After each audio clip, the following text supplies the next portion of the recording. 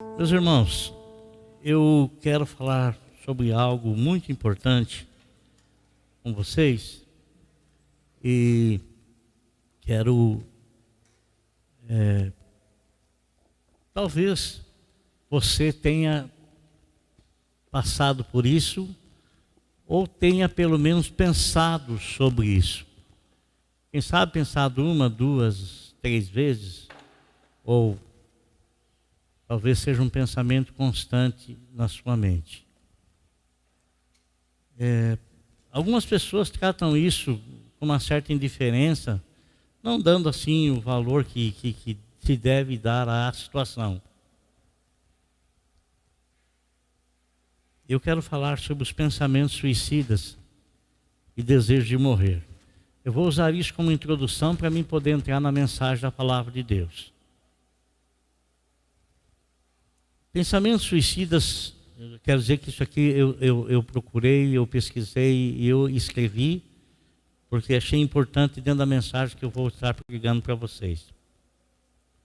Inclusive nós temos um irmão aqui que trabalha muito com essa área, né? O Vandinho. E nós vamos falar um pouco. Pensamentos suicidas podem surgir quando uma pessoa se encontra em um profundo estado de desesperança. Relatos levam a crer que eles aparecem de repente, como se tivessem vida própria, e permanecem na mente até que seja encontrada uma maneira de expulsá-los. Na maioria dos casos, a existência desse tipo de pensamento só é percebida quando eles se tornam mais recorrentes, mais costumeiros. Em outros, a pessoa os vê como normais, já que convive com isso há muito tempo. De fato, o aparecimento de pensamentos suicidas é um forte indicativo de que precisamos procurar ajuda, pois algo está errado conosco. A sua origem, no entanto, é de difícil identificação. Esses pensamentos podem ser fruto de diversas circunstâncias diferentes. Por isso, o tratamento é complexo e multifacetado.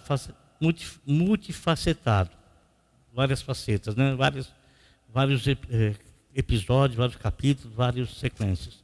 Felizmente, independente da situação, é possível combatê-los e fazer a prevenção. Características dos pensamentos suicidas. Quando estamos com dificuldades, automaticamente estamos mais sujeitos a nos entregar para pensamentos negativos. A maneira como pensamos exerce grande influência sobre nós. Notamos apenas os problemas e nos preocupamos constantemente com o cenário catastrófico que criamos na nossa mente. Com o passar do tempo, esses pensamentos se tornam naturais. A cada dia dedicamos mais e mais tempo para contemplá-los, especialmente quando algo ruim acontece em nossas vidas.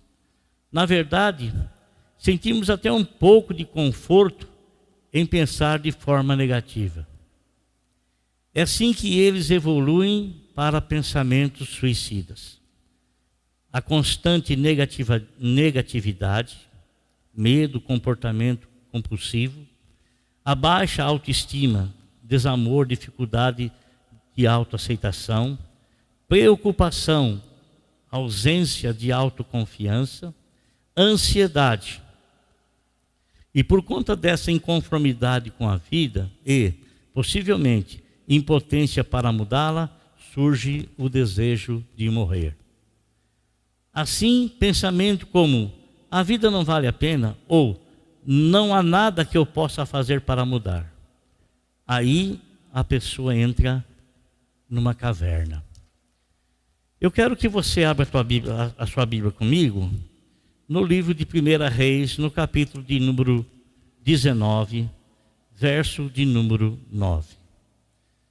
Dependendo a maneira como a pessoa recebe as coisas, vai dar a orientação devida à sua vida.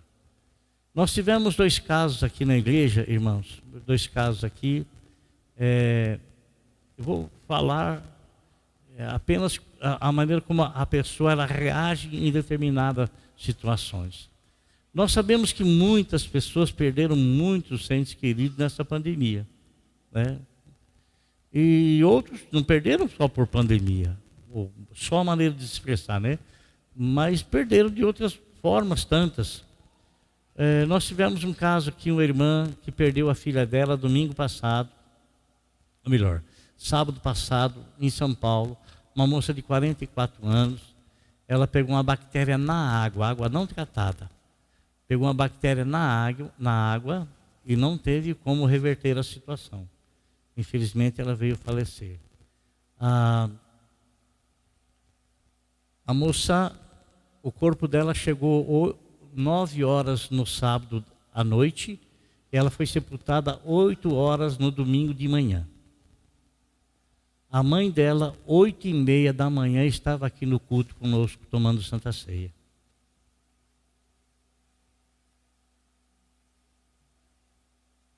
Ontem, pastor Jerônimo, que todo mundo quase conhece aqui, pastor Jerônimo, infelizmente ele perdeu a filha dele de 22 anos, né? Num acidente com moto, ali perto de Curitiba. Ela e o esposo estavam na moto, ela na traseira, e eu não posso falar exatamente como foi, porque não tenho acesso a isso, então não quero. Mas eles bateram num caminhão, e ela estava na garupa, e infelizmente ela veio a falecer. O sepultamento dela foi ontem, às 5 horas da tarde. Pastor Jerônimo, hoje pela manhã, ele estava na igreja pregando o Evangelho. São reações que as pessoas têm.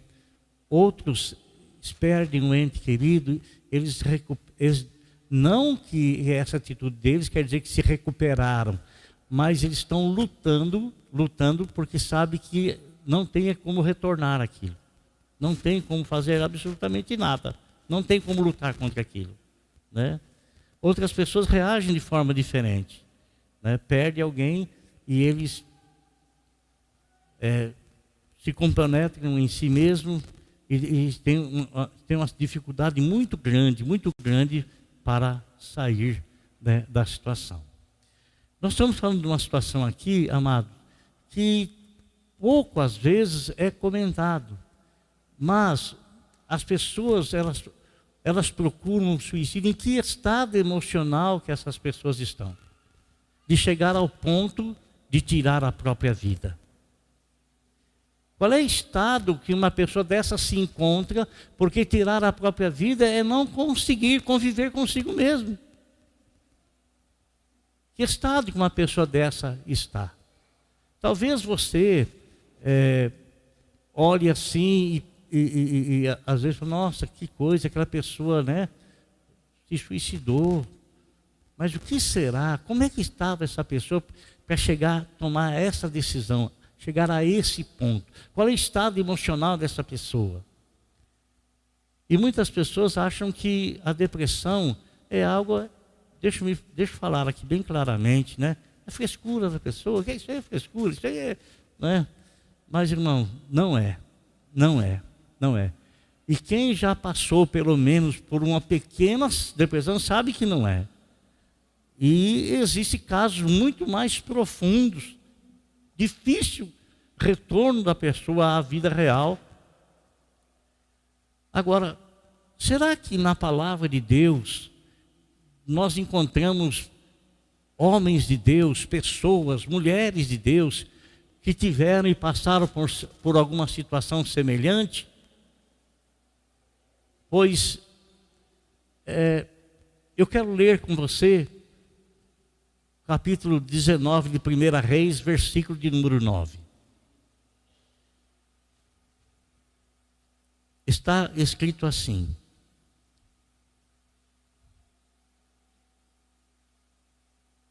19:9 de 1 Reis. Ali entrou numa caverna e passou a noite. Ali entrou numa caverna e passou a noite. Esse versículo é a sequência de algo tremendo que aconteceu na vida de um grande homem de Deus. Aliás, talvez ele tenha sido o maior de todos os profetas. Porque o próprio João Batista, segundo o Senhor Jesus Cristo, João Batista, que foi o maior de todos, ele veio no tipo desse homem, Elias, o profeta. Elias, ele foi um grande homem de Deus. Muitas coisas Deus realizou através da vida daquele homem. E Elias, meus irmãos, ele chegou a orar, e o filho de uma viúva ressuscitou pela sua oração. Ele chegou a orar e fogo caiu dos céus. E tendo isso como referência, Tiago e João, quando eles foram preparar um local para o Senhor Jesus Cristo, nas aldeias de Samaria, quando eles chegaram lá, porque o Senhor ia chegar posteriormente, então quando o Senhor Jesus chegasse, tudo já poderia estar pronto nas hospedarias ou na hospedaria que ele haveria de arrumar para o Senhor. Mas ninguém quis receber o Senhor. O povo de Samaria não quiseram saber de Jesus, não. E eles ficaram tão indignados. Tiago e João voltaram, encontraram com o Senhor e disseram: olha, Senhor, ninguém quis te receber. E eles pensaram que o Senhor Jesus Cristo iria ficar revoltado porque aquelas pessoas não quiseram receber. O Senhor nunca fica revoltado com absolutamente nada. Com nada. Porque o mal não pode alcançá-lo, o mal não pode atingi-lo. Ele sempre tem domínio sobre a situação. Ele não deixa a situação dominá-lo. Ele tem domínio sobre a situação. E os dois dizem para o Senhor assim: o Senhor não quer que a gente mande cair fogo do céu para acabar com aquelas pessoas, como Elias fez? Usaram Elias como referência. O Senhor Jesus Cristo disse: não. E continuou o diálogo, mas não é isso agora que a gente quer falar. Então, usaram João Batista, Elias como referência. Também o Senhor falou sobre Elias. Jesus falou constantemente sobre o profeta Elias, comparando a João Batista, ou João Batista sendo comparado a ele. E Elias, meus irmãos, Elias, numa determinada ocasião, o Senhor Deus disse para Elias orar para que não caísse mais uma gota de chuva sequer sobre Israel. Por quê? Porque o rei Acabe havia se revoltado contra Deus e havia feito algo que o Senhor não queria que ele fizesse. Ele casou-se com uma mulher chamada Jezabel, e essa mulher chamada Jezabel trouxe mais de 900 profetas de Baal, e consequentemente eles perturbaram a mente do povo, forçando o povo às práticas concernentes a esses profetas de Baal. Mas o Senhor pediu para que Elias orasse para que não chovesse. Elias orou e parou. Durante 3 anos e 6 meses, nem sequer uma única gota de água caiu. Todos estavam morrendo. Até que chegou o momento que o Senhor Deus falou para Elias: ore para que chova, porque eu vou mandar chuva sobre a terra. Pode falar para Acabe que eu vou mandar chuva sobre a terra. Para saber que eu sou Deus, para saber que eu sou o Senhor. E ele orou, e a chuva chegou e a chuva veio. Então foram coisas tremendas que Deus fez por intermédio desse homem chamado Elias. Numa disputa que ele teve com os profetas de Baal, vocês sabem o que aconteceu? Colocaram lá o sacrifício e entraram num acordo. O Deus que respondesse com fogo, esse era o Deus verdadeiro, porque havia muita disputa. Quem que era o Deus verdadeiro? Baal era o Deus verdadeiro, ou o Deus de Elias era o Deus verdadeiro? E Elias orou e caiu fogo dos céus, e consumiu o sacrifício. E o povo então se convenceu de que Deus realmente, o Deus de Elias, era o Deus verdadeiro. Elias pegou e matou todos os profetas por ordem de Deus, todos os falsos profetas, matou todos. Acabe foi e levou essa notícia para Jezabel. Olha o que Elias fez com os seus profetas. Jezabel, quando recebeu essa notícia do que Elias havia feito, Jezabel mandou uma notícia, mandou algo, um aviso para Elias. Nos diz aqui: por isso Jezabel mandou um mensageiro a Elias para dizer-lhe: que os deuses me castiguem com todo rigor, se amanhã nesta hora eu não fizer com a sua vida o que você fez com a vida deles. Então Elias recebeu essa mensagem, recebeu essa palavra. Quero lhe perguntar uma coisa: você acha que um homem que ora e faz fogo cair do céu pode temer a ameaça de uma rainha, da rainha Jezabel? Um homem, amado irmão, que ele ora e ressuscita pessoas, um homem que ele ora e chuva vem, você acha que ele iria sentir medo? Era para ele sentir medo? Uma coisa é, irmão, você fazer as coisas através do Espírito de Deus, quando você é mandado pelo Senhor, quando você recebe uma ordem do Senhor. Outra coisa é você estar no seu estado natural. Então, quando Elias recebe a notícia de Jezabel, que Jezabel iria matá-lo, o que Elias fez? A Bíblia nos fala aqui, no capítulo 19, versículo 3, Elias teve medo e fugiu para salvar a vida. Elias, ele sentiu-se oprimido, ele sentiu-se com medo, e no ele sentir medo, ele teve uma ação. E qual foi a ação? A ação foi fugir. Olha, nos diz aqui que ele fugiu e chegou numa cidade chamada Berseba de Judá. Ele deixou o seu servo ali, quer dizer, um amigo dele, alguém que estava junto com ele, alguém que o servia, ele deixou ali e ele caminhou mais um dia a pé no deserto. Mais um dia. E quando ele encontrou uma árvore chamada giesta, ele então sentou-se debaixo daquela árvore. E ao sentar-se debaixo daquela árvore, ele fez uma oração. Que tipo de oração ele fez? A Bíblia fala que ele orou a Deus pedindo a morte. Ele foge de lá com medo da morte. E ele vai para um lugar onde ele está sozinho com Deus e ele ora a Deus pedindo a morte. Como é que nós vamos entender isso aí? Como é que nós vamos compreender essa situação? É muito simples. Você se lembra da guerra que houve entre Israel e os filisteus, onde o gigante estava desafiando o Deus de Israel, né? E ele chegou e fez uma proposta: não vamos guerrear a nação contra a nação, não. Escolha um guerreiro aí que venha lutar comigo.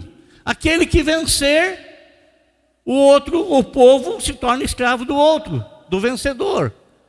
E havia uma prática, irmão, de que quando alguém vencia, o outro derrotava, o outro era o Deus que essa pessoa servia, que estava derrotando o Deus que era representado por aquela outra pessoa.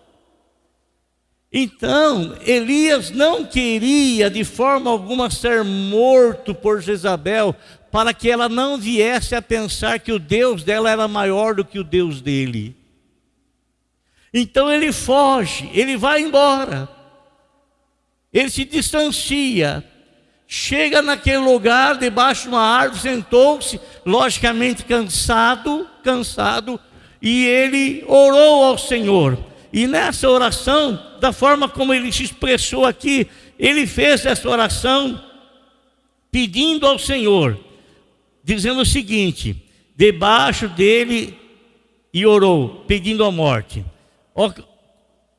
Os argumentos que ele usou: já tive o bastante, Senhor. Já tive o bastante. O que ele quer dizer com que já tive o bastante? A Bíblia não demonstra que ele era um homem que tinha tido muitos bens ou muitas coisas assim. Já tive o bastante. Quando ele fala já tive o bastante, nos dá a entender que ele estava cansado de tanto lutar. Ele estava cansado de tanto guerrear. Ele estava abatido, ele estava triste. E ele não via e nem desejava mais nenhuma perspectiva para a sua vida. E quando a pessoa chega e pede a morte, é porque ela não se aguenta em si mesmo. As lutas são muitas, as dificuldades são muitas, as aflições são muitas, os inimigos são muitos. Tanto que quando ele foi questionado pelo Senhor por que ele estava fazendo assim, ele disse o seguinte: eles mataram todos os seus profetas, só eu fiquei. Ele estava achando que ele estava sozinho na peleja. E muitas vezes a pessoa deduz coisas erradas e ele traz essas coisas erradas para a sua mente e ele vive uma mentira que está lhe prejudicando, que não é real, aquilo não é uma verdade. Ele falou: eu estou cansado, olha aqui, eles mataram todos os seus profetas, só restei eu. O Senhor falou: não, você está enganado, você está enganado. Eu tenho mais 7.000 pessoas lá que não dobraram os seus joelhos diante de você. Não está sozinho, não. Você não está sozinho, você não foi abandonado nem deixado por ninguém, não. Então, não fique formulando pensamentos na tua mente que não são verdades. E às vezes você traz isso para a tua cabeça, você fica com a cabeça inchada, fica com a cabeça desse tamanho, pensando 1000 coisas, por causa de uma coisa, de algo que não é verdadeiro, de uma mentira que você formulou na sua mente. Irmãos, nos diz aqui a Bíblia, ele falou: já tive o bastante, Senhor, tira a minha vida. Não sou melhor do que os meus antepassados. Isso foi o que ele argumentou diante de Deus. Depois disso, ele deitou debaixo da árvore e dormiu. Ele estava dormindo. Ele achou que a carreira dele havia acabado. Ele achou: não tem mais motivo para estar vivo. Não tem mais objetivo, não tem mais absoluto. Irmão, quando a nossa vida está nas mãos do Senhor, quem sabe sobre ela é o nosso Deus. É o nosso Deus. Quem sabe sobre a tua vida é Deus. E muitas vezes você quer pôr um ponto final em tudo. Às vezes você perde a perspectiva porque você cria algo dentro de você e vai permitindo que aquilo vá te enchendo, Irmão, olha, ele dorme, de repente o anjo lhe acorda. O anjo acorda ele e fala para ele assim: come e bebe. Só isso, mais nada. Come e bebe. Ele acordou e ele viu lá que tinha os pães que haviam sido preparados sobre brasas. Tinha água também. Mas de onde é que veio isso? Aonde foi que qual é a padaria que o anjo foi buscar comida para Elias comer e consequentemente se fortalecer?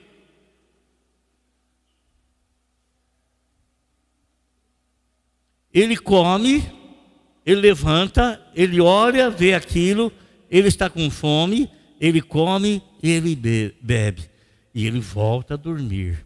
Irmão, quando a pessoa está no estado depressivo, tudo que ele quer é dormir.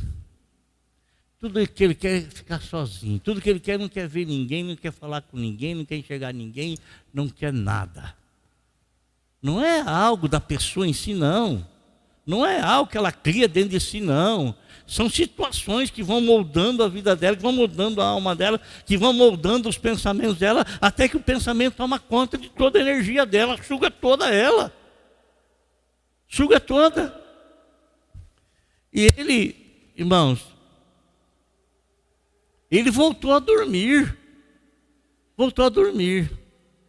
O que o anjo faz? Nós não sabemos, que não nos mostra quanto tempo ele dormiu. Não mostra. Não mostra. O anjo pega e sacode ele de novo.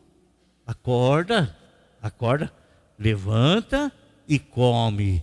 Aí o anjo lhe fala algo muito precioso. Come, porque a tua caminhada ainda é longa, ó. Você pensa que tudo está acabado? Você pensa que tudo terminou? Você pensa? De forma alguma, quem deu vida para você foi Deus. A partir do momento que você entregou a tua vida na mão de Deus, Deus está cuidando de ti. Ainda que haja alguns pensamentos, ou talvez muitos pensamentos, que determinam que não adianta, não dá, a tua vida pertence a Deus. Jesus Cristo comprou a tua vida, Ele te remiu, Ele te salvou. Pode ficar esperto, porque você tem muito que andar ainda, porque Deus tem projeto para estabelecer na tua vida ainda. Irmãos, olha aqui, a Bíblia nos fala que ele levantou, ele comeu, aquela comida lhe trouxe força suficiente para ele caminhar durante 40 dias e 40 noites, uma média de 350 quilômetros. É longe ou não é a caminhada? 350 quilômetros. E ele vai caminhando, e quando ele chega lá no monte de Deus, no monte Horebe, sabe para onde é que ele vai? Ele vai para uma caverna. A caverna nós podemos usá-la tanto para coisas boas quanto para coisas ruins. Nela você pode encontrar tesouros, água, mas nela também você pode encontrar muitos morcegos defecando, cheiro horrível, doenças. Então, às vezes, irmão, a gente entra numa caverna dentro da mente da gente, a caverna dentro da mente da gente, e aquilo parece que a gente não consegue ver uma centelha de luz, nada. Não é igual. Platão lá escreveu na República sobre Sócrates e Glauco lá, o mito da caverna. Às vezes nós nos colocamos em determinadas cavernas e parece que a gente não quer sair dali. Às vezes nós não nos colocamos voluntariamente dentro dessas cavernas. Não nos colocamos. As coisas vão nos moldando, vão nos deixando assim. As nossas forças vão sendo sugadas, as dificuldades vão aparecendo. E a gente, tudo que a gente vê, tudo que a gente olha, quando a gente não encontra uma porta, não encontra nada aberto, né? E é melhor morrer do que viver assim. É o que vem na cabeça. Não tenho vontade de viver, não tenho desejo pela vida. Olha, deixa-me ser bem franco com vocês. Já tive problemas difíceis, irmãos. Já. Eu tenho certeza que você também já teve. Muito embora às vezes nós não temos coragem de falar, porque nós nos preocupamos muito do que a pessoa vai pensar da gente. O que a pessoa vai pensar da gente? O que o outro vai achar de nós? Está aqui um homem que fogo no céu, chuva, ora para a criança morta, ressuscita. É arrebatado, foi arrebatado, agradou tanto que foi arrebatado. E ele passou por uma situação, e isso não está escondido na palavra de Deus, não está escondido, está às claras. Querendo dizer que o homem, por mais poderoso que ele seja em Cristo Jesus, em Deus, ele não deixa de enfrentar as suas dificuldades. Sabe por quê? Porque Tiago, no capítulo 5, versículo 17, ele diz que Elias era homem sujeito às mesmas coisas que eu sou sujeito e que você é sujeito. Escreveu assim, ó: Elias era homem semelhante a nós, homem semelhante a você, semelhante a mim, semelhante a... Ai de nós se não for o amor de Deus. Ai de nós se não for a misericórdia de Deus. Ai de nós se não for a graça bendita do Senhor. Ai de nós, irmão. Ai de nós. Ai de nós. Então, amado, se você estiver passando alguma situação de pensamentos assim, o Senhor vai te alimentar para te dar força para continuar na caminhada. O Senhor vai estender as mãos dele para te ajudar, para te fortalecer, assim como ele fez com Elias. Ele fez isso. Elias era semelhante a nós, homem igual a qualquer um de nós. Ele precisava constantemente da intervenção de Deus na sua vida, e nós também precisamos constantemente da intervenção, da graça e da misericórdia de Deus na nossa vida. Nós precisamos, todos nós precisamos. Não existe super-homem espiritual. Não existe, todos nós somos iguais, dependentes e carentes do mesmo Deus e da graça e da misericórdia do mesmo Deus. Precisamos. Amém? Então, se você se deparar com algum caso na sua família, ou com alguém conhecido, nunca use a expressão, isso aí é frescura. Não faça isso, porque não é. Não é. Assim, quando você quebra um braço, você precisa de um profissional, de um ortopedista. Assim como você está com problema na visão, vai no oftalmologista. Assim como você procura cada um especialista numa situação que você se encontra, assim também o nosso interior, a nossa alma, precisa ser tratado com pessoas que têm a capacidade de ser tratada. E nós precisamos ser tratados com o poder do Espírito Santo na nossa vida, com a graça do Senhor na nossa vida. Amém, irmãos? Amém? Eu quero encerrar aqui minha palavra, mas eu quero que você fique isso no teu coração. Peça para Deus te guardar sempre, te proteger sempre. Sempre, sempre, sempre, sempre. Sempre. Sempre. E isso não acontece com um tipo de pessoa, acontece com todas as pessoas. Pode acontecer com todas as pessoas. Amém? Feche seus olhos, por favor.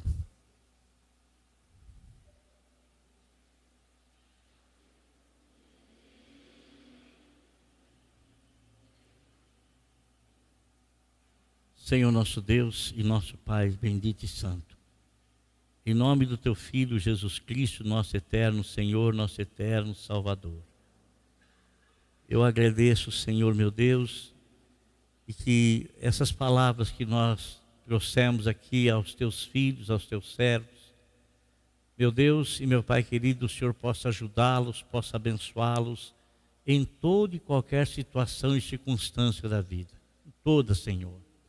Meu Deus, ajuda cada um, Senhor, cada um, porque todos nós enfrentamos e temos dificuldade, todos nós, Senhor, todos nós.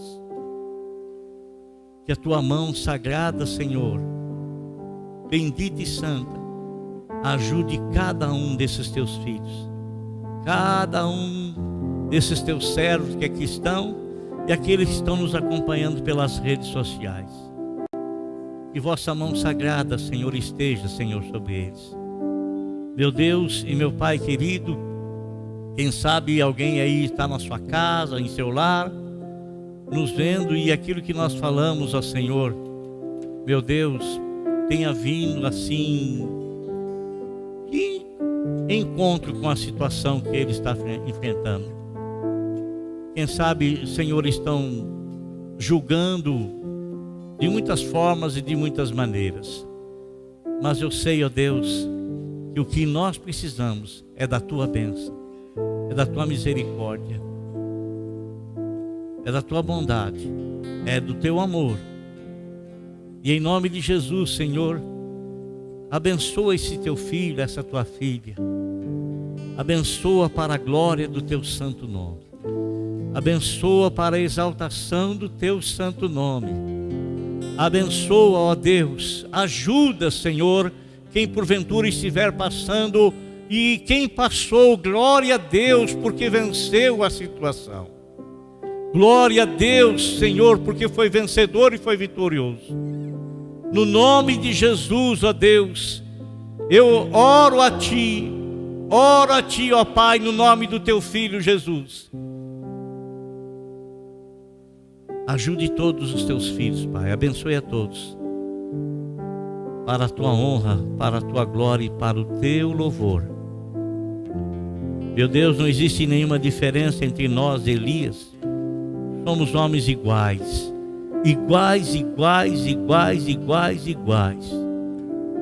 tanto em virtudes quanto em fraquezas, ó Senhor. Meu Deus, e precisamos sempre da tua companhia e do teu cuidado.